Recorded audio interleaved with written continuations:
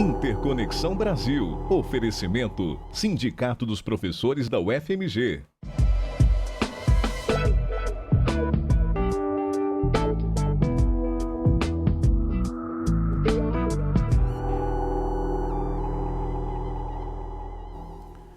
Bem-vindos a mais um programa. O tema de hoje é a relação entre Brasil e Moçambique. Tem sido diretriz permanente e uma prioridade da política externa brasileira manter estreita colaboração com todos os países, especialmente os emergentes e os de língua portuguesa.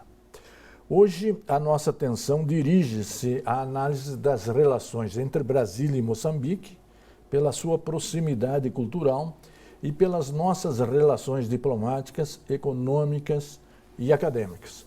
E o nosso convidado é Eduardo Viana Vargas, professor da UFMG. Bem-vindo, professor. Obrigado. Para falar de um tema tão interessante, e é também um professor formado em antropologia que realiza pesquisa em Moçambique, como nós vamos tratar ao longo da nossa entrevista. Nós começamos, professor, por uma visão histórica de Moçambique. Vamos apresentar Moçambique para a sociedade brasileira. Como era Moçambique antes de tornar-se colônia portuguesa? A história de Moçambique, em vários aspectos, é muito próxima da nossa história, em outros aspectos é bastante diferente, né? Moçambique também foi uma colônia de Portugal, né? Isso há 5 séculos atrás, né? Os portugueses chegaram aqui, eles estavam também fazendo a circunnavegação em torno da África, foram os primeiros a primeiros europeus a marcarem presença em alguns lugares na África do Sul e na costa de Moçambique. Uma das características dos portugueses quando chegaram lá foi encontrar uma presença não só de negros, que é, né, a grande maioria da população de África e de Moçambique em particular, mas uma presença árabe já consolidada naquela costa, né? Sim. A expansão da religião muçulmana se deu exatamente para o sul da África? Do Oriente Médio para o sul da África? Se você for ver geograficamente, né, ali é o Oceano Índico, claro, é muito mais próximo, né, da Arábia, da Península Arábica, do que países como o Brasil, né? E você tem uma presença de um islamismo histórico, de confraria, muito ligada, sob certos aspectos, a alguns desenvolvimentos que você vê na Turquia, lá no norte de Moçambique. Mas Moçambique é um lugar, como a África, extremamente diverso, extremamente variado. É só um contraponto no sentido de um cenário diferente do que se encontra aqui no Brasil. Perfeito. Quando os portugueses chegaram aqui, eram os índios, né? Muitos índios. Quando chegaram lá, além dos negros, havia essa presença islâmica minimamente consolidada. E quais eram as principais nações ou etnias originadas lá em o que é hoje Moçambique? A boa parte da África subsaariana, não toda, mas uma parte significativa, tem a ver com a presença dos povos banto, tá? Que migraram assim, né, de regiões centrais da África para vários dos lugares. A presença mais antiga que se tem notícia em Moçambique tem a ver com esses povos bantos que foram se diferenciando, né? Hoje, os linguistas mais parcimoniosos falam de uma diversidade linguística em Moçambique que contemplaria 8 línguas. Outros falam de 40 línguas. Há uma diversidade muito significativa. Ainda hoje, você encontra o português como língua oficial, é a língua oficial. Você vai nos centros da cidade, você fala português e se comunica em português, mas boa parte da população não fala em casa o português. Muitos falam como língua, né, de troca, mas eles têm o hábito de falar as suas línguas maternas, que são muito diferenciadas. Claro, tá? Até hoje ocorre isso na própria Itália, né? Sim. Mas a alfabetização se dá em português, né? A alfabetização daqueles que passam por um processo de alfabetização, ela se dá em português. Mas há uma outra alfabetização que acontece, por exemplo, nas masdras, nos seminários islâmicos para se aprender o Alcorão, e aí você não necessariamente é alfabetizado em português. Você tem uma mistura dessas situações. Dois sistemas funcionando paralelamente. São mais de 2 sistemas, porque você também tem a questão do direito tradicional, do direito do costume. Em certas circunstâncias, são práticas tradicionais que definem o modo de vida de algumas pessoas, inclusive o modo de regrar certos conflitos. Há o direito institucionalizado e tal, mas ele é acionado a partir de um determinado momento em que o costume já não pode responder a certas situações. Nesse contexto, como se deu o processo de independência de Moçambique e de Portugal? Pois é, né? E isso para nós é muito importante porque quando a gente fala de Portugal aqui, de colônia, para todos nós isso é uma experiência histórica. A gente vê nos monumentos, a gente vê isso dentro de sala de aula, porque não tem ninguém vivo aqui absolutamente que passou por esse processo. Em Moçambique não, né? A independência de Moçambique é de 1975, ou seja, pessoas da nossa idade nasceram lá no período colonial. A presença portuguesa em África, ela é simultânea à presença portuguesa nas Américas, mas enquanto aqui, até o momento em que o Brasil se tornou independente, a presença colonial portuguesa era muito mais ativa, enquanto que em África ela se dava nas bordas, nas periferias, nas praias, não havia uma presença no interior. Ela só começa a mudar em África no século XIX, quando o Brasil independente, Portugal já não pode mais tirar as benesses da colônia daqui, e ele se lança pesadamente e se tornou uma das experiências coloniais mais brutais que a gente tem notícia ao longo do século XIX em África, em Guiné, em São Tomé e Príncipe, em Cabo Verde, mas sobretudo em Angola e em Moçambique. Aí é século XIX, os portugueses estão pesados de lá, fazendo, né, se não tem mais escravidão, a escravidão está abolida, você não tem mais essa história de comprar ou vender outros, tá? Sim. Mas o chibalo não está abolido, o chibalo é o chicote. O trabalho forçado, esse trabalho forçado é uma prática que era extremamente corrente até o final desse processo de independência. Que foi um processo doído, foi um processo extremamente complicado. Ele começou em 1964, quando se dá o início da Guerra de Independência no norte do país, né, com os primeiros tiros sendo resultado de um massacre português em Moeda, uma cidade em particular lá nessa região, e os macondes, a etnia aí mais forte desse lugar, hoje o presidente é um maconde, começam, né, a dar os primeiros tiros do início do processo da independência. 11 anos de lutas. 10 anos de luta. 10 anos de luta, que é mais ou menos contemporâneo aos processos em São Tomé e Príncipe, em Angola, todos eles estão fervendo em termos das lutas da independência. Os portugueses vão chamar das guerras coloniais. Você tem em Portugal o regime salazarista. Quando é que a coisa mudou? Quando o regime caiu, a Revolução dos Cravos, 74, em 75 o país aí se torna independente. Perfeito. No segundo bloco nós vamos trabalhar o Moçambique hoje, sua economia e sua dinâmica interna entre o norte e o sul. Um instante só, voltaremos já. Interconexão Brasil. Oferecimento Sindicato dos Professores da UFMG. Interconexão Brasil. Oferecimento Sindicato dos Professores da UFMG. Bem-vindos de volta ao segundo bloco. Nós estamos trabalhando o tema relação Brasil e Moçambique. No primeiro bloco nós situamos historicamente Moçambique, antes de tornar-se colônia portuguesa, depois se tornou colônia portuguesa, e falamos também da independência, do processo de independência. Qual o impacto da luta pela emancipação nacional na economia e na população local? Pois é, a independência... Foram 10 anos de luta pela independência. E depois? Quem capitaneou essa luta pela independência em Moçambique é a Frente de Libertação de Moçambique, tá? A Frelimo, né? Aquela época que era liderada... de orientação marxista. No início era de orientação decolonial. No momento, o primeiro movimento era contra o colonialismo, queremos autogoverno, tá? As figuras principais mais conhecidas são Eduardo Mondlane, aliás, um antropólogo, e o Samora Machel, que depois viria a ser o primeiro presidente da República. Eles se tornaram independentes em 1975. Logo depois, assumiram uma perspectiva de esquerda em plena Guerra Fria e resolveram, como Angola e vários outros países ali em África, partir para uma economia planificada. Tá?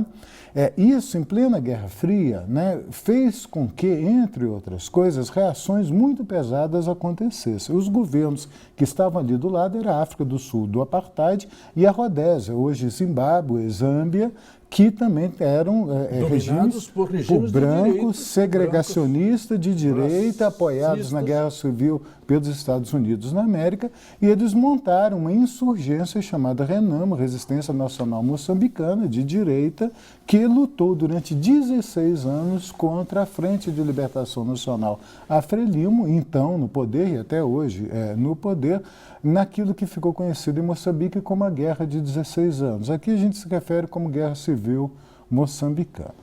Um dos problemas maiores dessa guerra foi porque ela foi uma guerra extremamente violenta entre eles. Muita gente morreu, a infraestrutura do país foi praticamente arrasada. Falam-se num milhão de pessoas que teriam morrido. Sim, essas estimativas de número de mortos em guerra, você sabe que são sempre estimativas, né? Sim, mas o número é muito impressionante. É um dos lugares onde você teve mais terras minadas, né? Com minas terrestres, e com aleijados, né, sequelados por esse tipo de situação. Na década de 90, a coisa econômica começa a mudar. Sim. Se dá o fim do Muro de Berlim e o fim da União Soviética. Sim, e aí também a falta de apoio que se recebia desses países nesse contexto de instabilidade local. Tá? E essa mudança, o que provocou ao nível local do governo e da economia? O governo de Moçambique foi forçado a mudar o seu regime socialista de economia planificada para receber recursos externos. E aí aceitou a entrada do Banco Mundial, aceitou a entrada do FMI e para isso teve que introduzir aquilo que nós chamamos do neoliberalismo lá, que tem a ver hoje com muito da presença brasileira que se realiza em Moçambique. A capital é Maputo e se situa exatamente no extremo sul do país. Como é que são as relações entre as regiões que compõem Moçambique hoje? Moçambique é um país bastante extenso, tem uma costa de quase 3.000 quilômetros, é muito marcado em termos de norte e sul. Há um grande rio chamado Rio Zambeze que divide o país em norte e sul. Praticamente no meio. Praticamente no meio. Passa, aliás, ali em Tete, onde estão as minas de Moatiz, as minas do carvão, mas praticamente divide o país no meio. Sul, Maputo, está muito ligada à África do Sul. A Pretória, Joanesburgo, que é um pouco equivalente de São Paulo de lá, fica 1 hora de voo de Maputo. A cidade do Cabo, por exemplo, que é outra cidade famosíssima da África do Sul, está muito mais longe de Joanesburgo, ou seja, da São Paulo de lá, do que Maputo. Maputo está ali do lado, de carro em 4 ou 5 horas. Em 1 hora de carro, você já está na fronteira da África do Sul. Então, a economia e a dinâmica social em Maputo está muito ligado à África do Sul, inclusive as minas de ouro de Joanesburgo, as famosas minas de ouro, que são as maiores do mundo.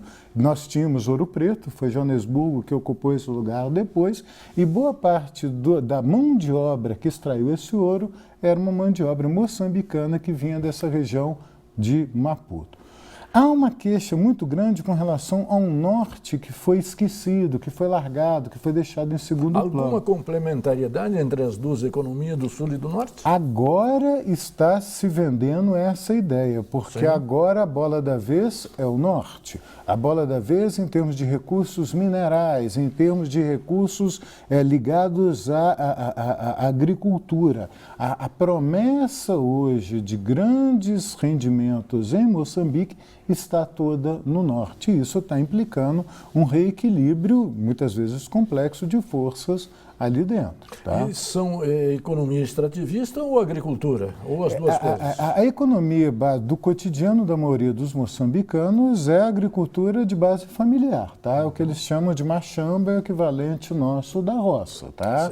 Né? As pessoas, unidades domésticas ali funcionam basicamente de subsistência. Basicamente disso daí. Extração de minerais são históricos. Os bantus tinham ido lá atrás de minerais, os portugueses com certeza trabalharam muito em cima disso. Boa parte da história de Moçambique está ligada a essas minas que foram exploradas nos países vizinhos. O que está acontecendo de mais recente é uma exploração em ampla escala, em escalas sem precedentes, de certos minerais, com destaque, de um lado, para o carvão mineral, Sim. que é uma das maiores minas do mundo e hoje está sendo explorada pela Vale, e também para outros produtos mais específicos, tipo grafite, alguns que entram em fertilizante, areias pesadas que entram nessas baterias de lítio e tal, está se descobrindo, se explorando, fora algumas pedras preciosas, em particular o rubi, são lugares que nesses últimos anos têm sido descobertos minas assim impressionantes. Diamante e ouro ainda não? Não lá, mas o rubi de lá tem dado demais o que falar. E estão descobrindo também gás de petróleo, tudo isso numa região aproximadamente do tamanho de Minas Gerais, que é um pouco o norte. Aliás, uma região que é muito próxima de Minas Gerais, até certo ponto, em termos de regimes climáticos. Os paralelos são os mesmos. É como se no norte fosse... A savana do norte lembra demais o cerrado daqui. E é isso que está levando parte dos brasileiros para lá num projeto de cooperação chamado Pro-Savana, que tem a ver com a transformação dessa região do norte em uma região produtora de bens alimentícios. Mas há uma disputa muito grande a esse respeito, uma vez que a agricultura local é de base familiar e o que está se querendo é agroindústria, é pouca gente trabalhando para produzir muita coisa, não necessariamente para as pessoas de lá se beneficiar. Perfeito. No terceiro bloco, nós vamos trabalhar as relações entre Brasil e Moçambique. Um instante só, voltaremos já. Interconexão Brasil. Oferecimento: Sindicato dos Professores da UFMG. Interconexão Brasil. Oferecimento: Sindicato dos Professores da UFMG. Bem-vindos ao terceiro bloco. Nós estamos trabalhando as relações entre Brasil e Moçambique. No primeiro bloco, nós situamos historicamente. No segundo bloco, nós dedicamos praticamente à luta pela independência e à reorganização do país após a independência em 1975. E já deixamos no ar o tema desse terceiro bloco, quais são e como estão as relações diplomáticas entre Brasil e Moçambique. O Brasil, curiosamente, em plena ditadura militar, foi o primeiro país a reconhecer a independência de Angola, daquele país comunista, e também de Moçambique logo na sequência. As relações, de fato, foram mudar mais significativamente isso no governo Lula, com uma política da diplomacia Sul-Sul, com as visitas reiteradas do ex-presidente àquele país e o incentivo para que o Brasil e Moçambique reatassem relações em outros níveis. Negócios de um lado, cooperação internacional de outro lado.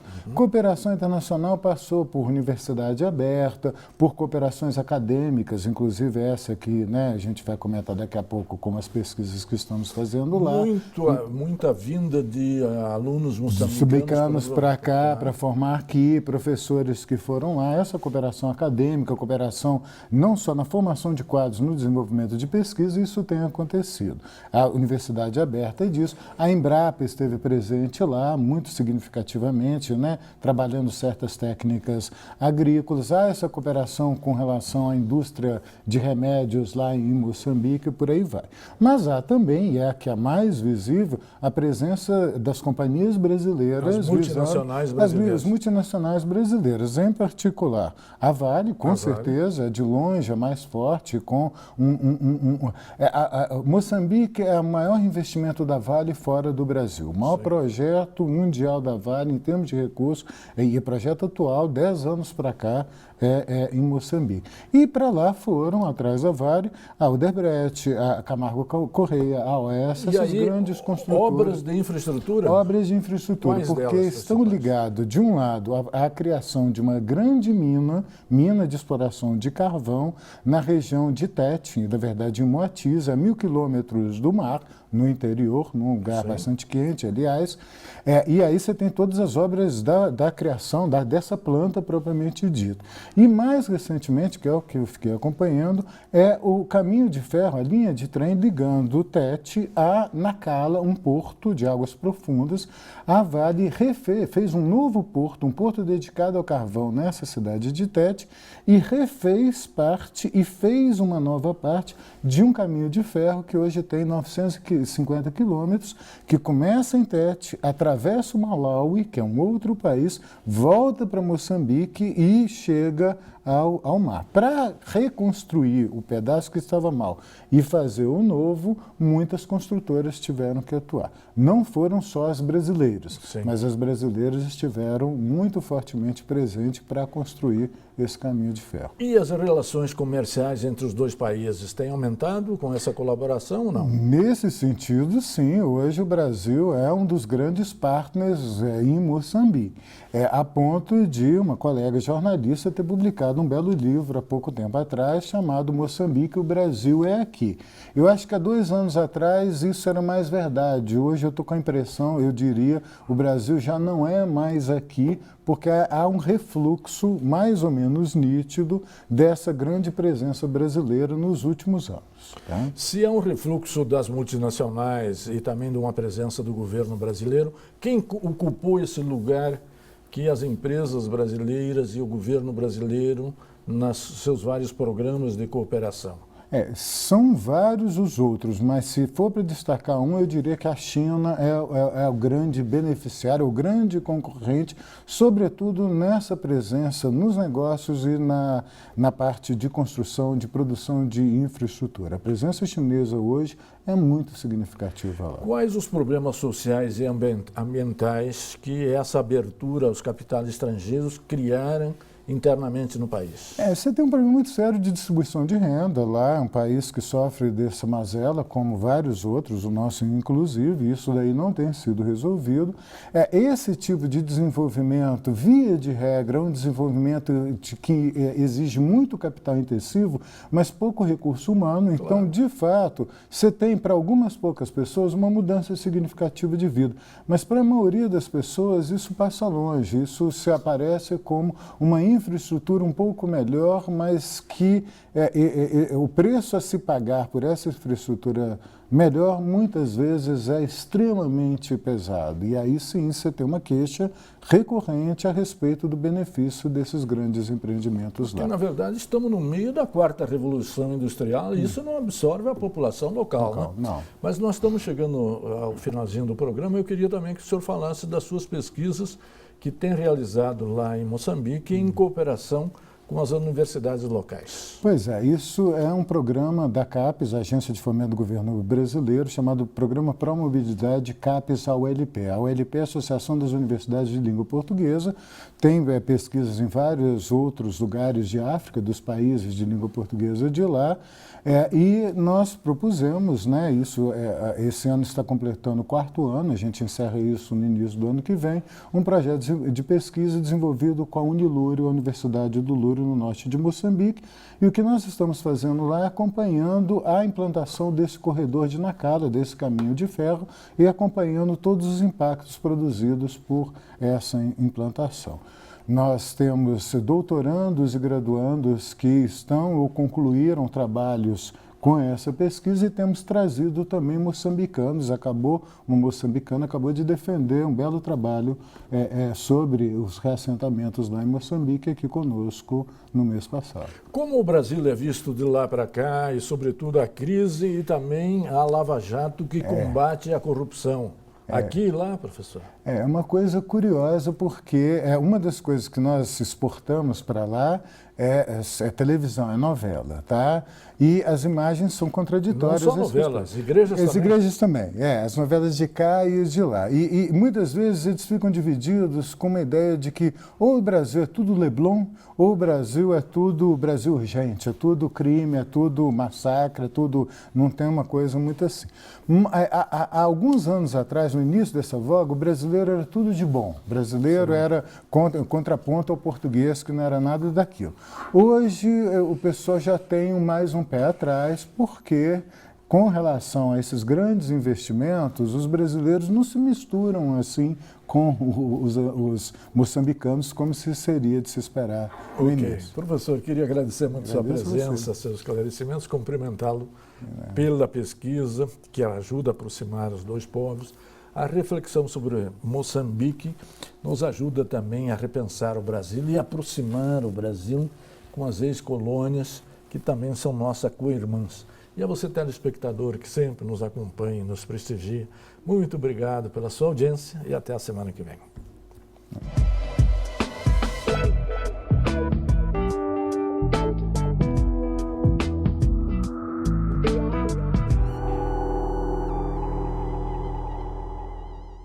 Interconexão Brasil. Oferecimento: Sindicato dos Professores da UFMG.